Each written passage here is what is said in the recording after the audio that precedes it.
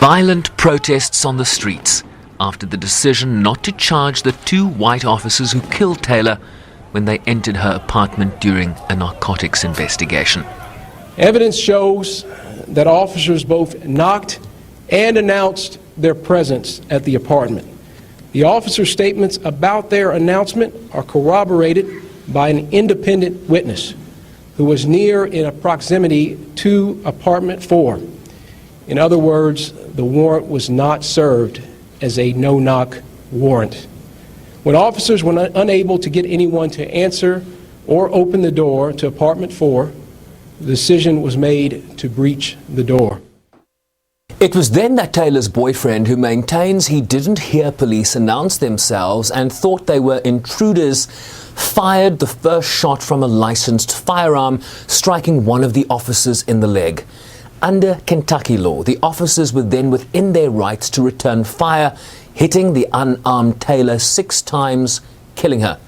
Boyfriend Kenneth Walker's version that police did not announce themselves is corroborated by other neighbors in the apartment complex who differ from a single independent witness who indicated that police did, in fact, announce themselves. Leading to largely peaceful protests in other cities, including New York, Chicago, Washington, D.C., Atlanta and Philadelphia. Demonstrations seeking reforms of a system that holds no one accountable for the death of an innocent black woman. I certainly understand the pain that has been brought about by the tragic loss of Ms. Taylor. I understand that. As a Attorney General who is responsible for all 120 counties in terms of being the chief legal officer, the chief law enforcement officer, I understand that. I understand that as a black man, how painful this is. President Trump asked to weigh in, backed the Republican Kentucky Attorney General, who he said was doing a fantastic job. He's handling it very well. You know who he is, right? I think you know. I think everyone now knows who he is. I will be speaking to the governor, and we have a call scheduled to make very shortly with the governor. I understand he's called up the National Guard, which is a good thing. I think it's a very positive thing, and it'll all work out.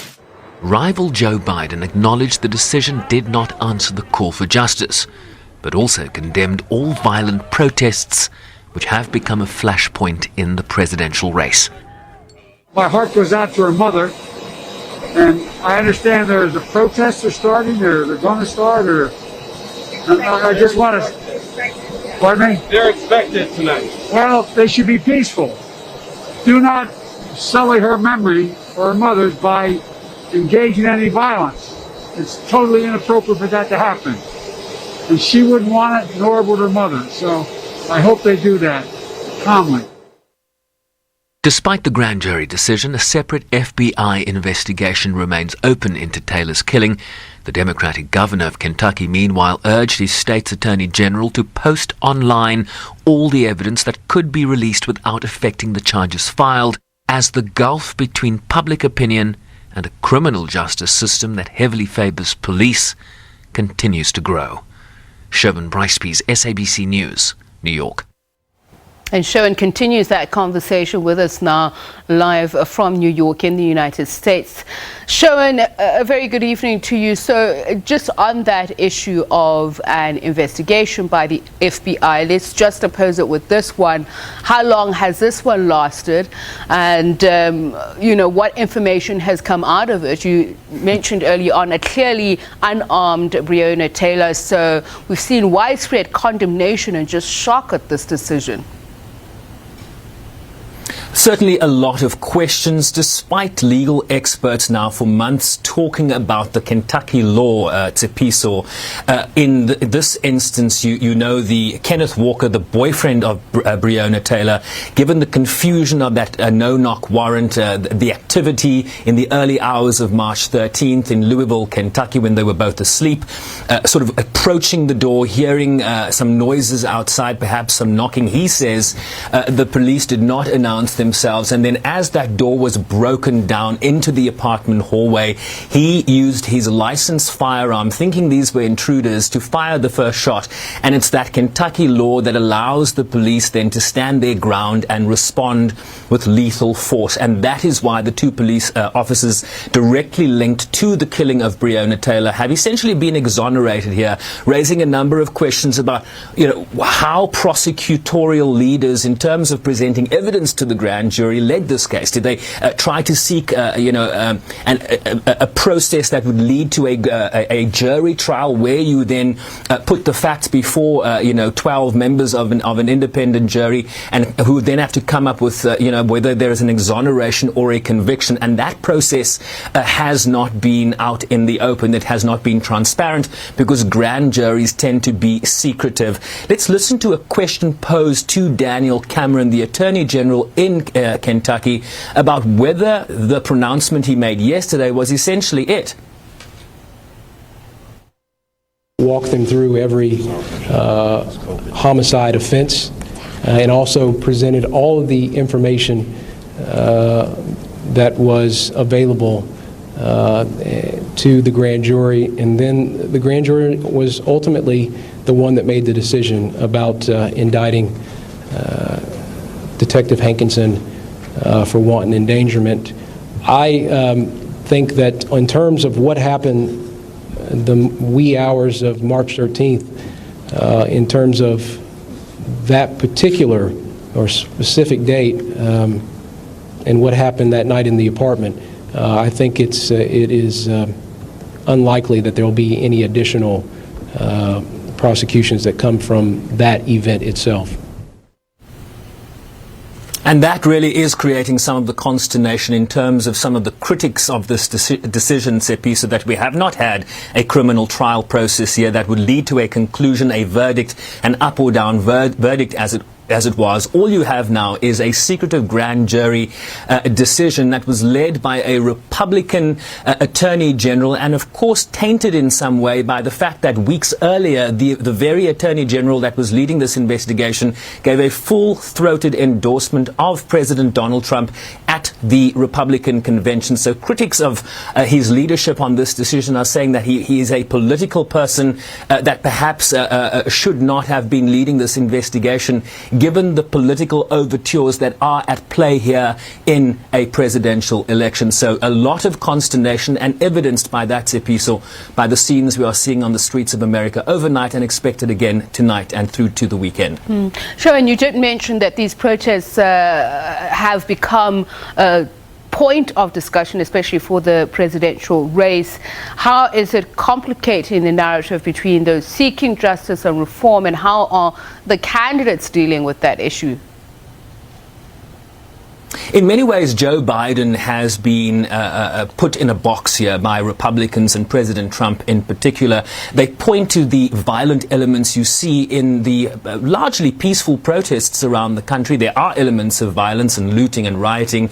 And President Trump has tried to label Joe Biden as emblematic of what would happen in cities were he to be president. These scenes that you're seeing on the street, and of course the rebuttal from the Biden camp is that this is Donald Trump's America, because he is the current president. There are clearly political implications here. You have Donald Trump talking about being a law and order president, but you also have Democrats talking about the need for justice here, the need to address the systemic racism that some believe exists within police forces across this country, dealing with issues of criminal justice reform. And so it's a very difficult fine line that Joe Biden has to tread here in terms of not wanting to alienate part of this electorate, because the stakes are so high moving into the election in November.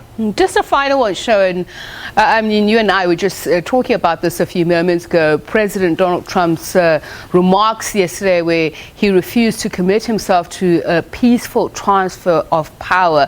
So, as we mentioned, just having said that in the context of America may be mind-boggling for others. So, what exactly is the context here? What happened? Mind-boggling for a lot of people, including the journalists who were in that White House press briefing room yesterday, when one journalist asked the president whether he would accept, essentially defeating the election, and whether he would commit to a peaceful transition of power. Let's listen to that exchange, and I'll explain further afterwards. Will you commit here today for a peaceful transferal of power after the election?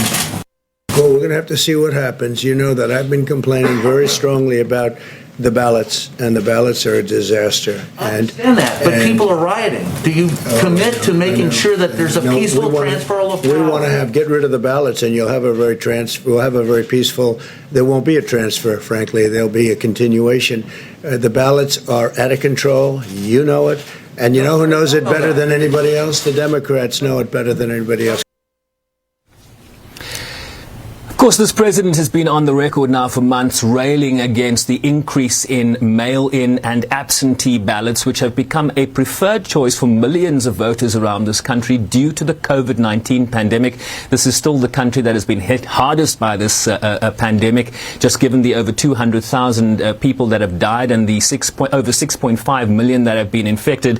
A number of senior Republicans coming out after that presidential statement. Mitch McConnell, the Senate Republican leader, was saying that the winner of the November 3rd election will be inaugurated on January 20th. There will be an orderly transition, just as there's been every 4 years since 1792. Nancy Pelosi, the Speaker, the Democratic leader of the House of Representatives, quote, "We don't agonize, we organize."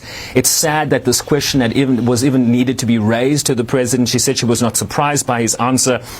She said it would not be a good thing for our country or for our election to be ignored by the president. But certainly a number of Republicans now coming to the fore and essentially saying ignore what the president has said, which in itself is a very strange thing to do as journalists, as you well know, Tsepiso. Well, thank you so much, Sherwin Bryce-Pease, our correspondent out there in New York in the United States. And coming back